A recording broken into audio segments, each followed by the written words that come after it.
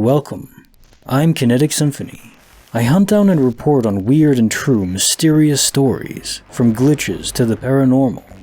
Did you know you can support the channel by joining? Or join my Patreon? Something to think about. Now onto the stories. Case file number 979, written by Sagittarianpocky. Both of us heard a blast that never happened. A few months back, my boyfriend and I were laying down, about to go to sleep.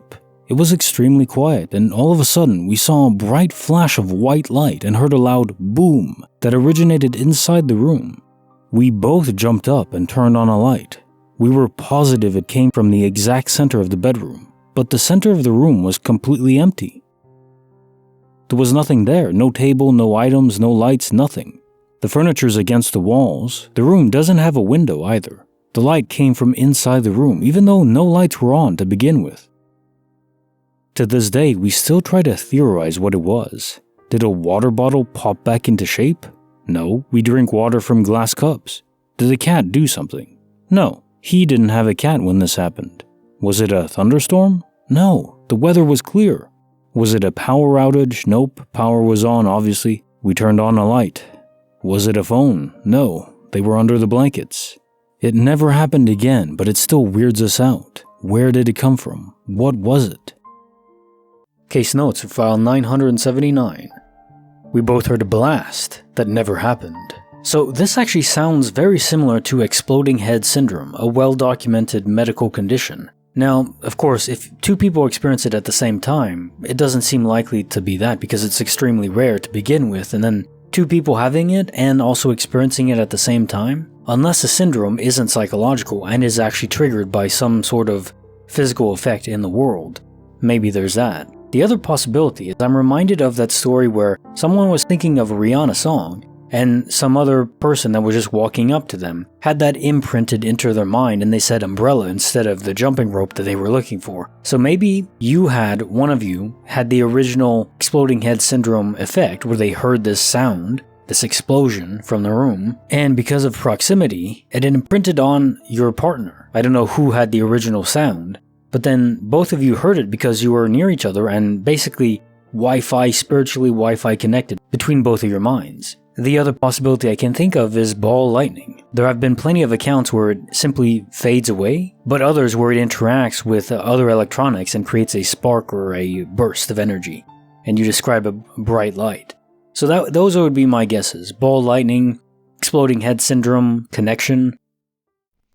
Case file number 980, written by Morning 6039. Someone helped my doppelganger. I still recall this incident frequently and wonder what the hell happened that day. I'd gone bowling with my cousin, and right when we were about to leave, I heard a voice calling my name, and we both turned around and saw two boys. One of them was calling my name and looking right at me. He was a complete stranger, and we approached him because I was shocked that he knew me while I had never seen his face. At first, I thought he was an old classmate of mine from primary school, and he had probably changed so much that I couldn't recognize him. I asked him who he was, and he seemed baffled that I didn't remember him. He told me, "Don't you remember me? I'm," his name, "who helped you put your suitcase in the car last week." I asked him where that had happened, and he named one of the towns around the one I live in. I was so confused because this had never happened, and I told him he must be thinking of someone else. He said, "Aren't you my name?" And I said, "Yeah, but I've never seen you before." He replied, "You look exactly like her." I never forgot about that day. I still wonder who that girl was and how it's possible that she had my name and looked exactly like me, and apparently lives near me too. Case notes are file 980. Someone helped my doppelganger. So people do get confused at times and think someone looks very similar to someone else, but they're not. I mean, if you study witness accounts in courts, witness testimony is actually pretty low on the totem pole of evidence because our minds can reconstruct things. We can truly believe something to be true, remember it a certain way, and it's nothing like that at all. So there is something there. However, the fact that your name was also the same and you live in the general vicinity, that pushes us well into glitch territory because it's not just someone that thinks, "Oh yeah, you look very similar." No, it was your name too. The odds of that, so low. Not impossible, but extremely unlikely. to just be mundane. There is also astral projection, which I'm always curious about. Is this a doppelganger, or is it you constantly astrally projecting yourself and almost living another life in a different town? I wonder to what extent it can go, because we know astral projections can interact with the world to a sufficient degree to, if they're walking, they'll create steps, they'll be interacting directly with the ground floor enough to create auditory reverberations in the atmosphere to produce sound. So we know that astral projections they manifest to an extent that's more than a ghost. So to what extent, what is the limit on that? Could they live an entirely ordinary life, or a lot of people just projecting themselves around and going about their day? To what extent would they know that they're an astral projection? Because they can't eat or drink, presumably, right? If it's just their soul. Very interesting concept, though. Imagine one day you realize you just are a projection of someone else. It's definitely not me, because I eat all the time, so I'm very real, I think. Case file number 981, written by baerbelx. My cousin paid us a visit, but it wasn't her. Hello, this is a story that still haunts me to this day. What I want to tell you about happened like half a year ago. It's about me, female 20, my cousin, female 36, and my grandma, female 66. If any of this matters. I grew up with my grandma, and my cousin is actually the second closest person I have in my life since day one. She lives a few towns away, but she comes over to visit me and my grandma at least once a month. Since I can remember, it has never been any different than that, and when she would come over, she would always text or call me first, asking to get a coffee ready. When I was a child, she called my grandma first. She would never come without informing us before. As soon as she's at our door, it's always the same, like a little ritual. I open the door, she hugs me, puts her bag down and takes her jacket off, and then goes to the living room to hug my grandma. That in mind, let's go a few months back in time. It was a regular day in the afternoon when our doorbell rang. I didn't really know who it was, but I assumed it was the package delivery driver asking me to take a package from my neighbors or something like that. So I looked out the window. We live on the third floor of the most stereotypical East German looking flat ever. I really have to lean out to see who's there.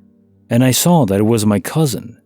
I was pretty happy to see her, but already surprised that she came over without calling before. I opened the door and let her in, but instead of hugging me, she walked straight past me and sat down in the living room. She didn't put her bag down, because weird enough, she didn't even bring her bag. My grandma had the same reaction as me, happy about the visit, but kind of surprised, but it just got weirder. For like an hour, we just talked about the usual stuff, what's new, how's everyone, etc. At some point in the conversation, we brought up her brother's car, and she acted surprised. She said that he doesn't have a car and that she can't even remember him having a license, which is weird because she helped him get and choose the car not long ago. And she told us about that before when her brother was with her. Even after we told her that, she swore she couldn't remember. By her tone, we knew she wasn't kidding. Overall, she isn't the person who would do stuff like this just to mess with us. After 2 or 3 hours, she said she had to go home because there's work tomorrow. She stood up, walked straight to the door, and left. I looked up out of the window to say goodbye. We always do this, but she didn't even look up.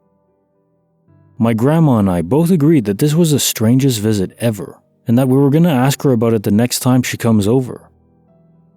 Few weeks forward, she called me as usual, saying she would come over, so I got a coffee ready, and when she was at our apartment, everything was the same as always. She came in, hugged me, put the bag down, etc.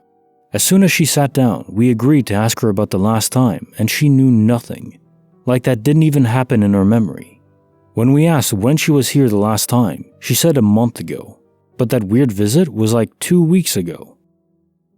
When we asked what we had talked about when she was here last time, she said all the stuff from the time she was here a month ago, not the last time. She thought we were kidding or trying to mess with her, but we were just so confused. She still doesn't remember this day. P.S. None of us were under influence of alcohol or any substances or anything like that. Case notes are file 981. My cousin paid us a visit, but it wasn't her. So I don't think we can discount common medical conditions, even just stress, where it can induce memory loss or acting like you're someone else, do a split personality disorder. But given this only happened once, as far as I can tell from the story, I'm probably going to discount that, and I may actually just refer to the past story where maybe it involves astral projection again. Maybe your cousin was in a distraught state for some reason. Or even from a different universe, there's potential where maybe we can astrally project parallel universe over, one skip over. I don't know to how many layers of universes we could go to. I think there is a possibility that we could be transposed over without even realizing it. So maybe it was astral projection from your cousin from a different universe, and obviously a different life in that universe, so that's why she was acting differently.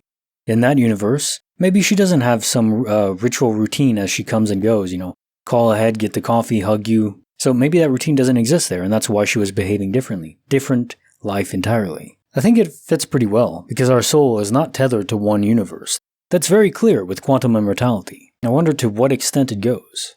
And I just want to wish you guys a great week, plenty of stories to come. Hope you enjoy it. See you tomorrow.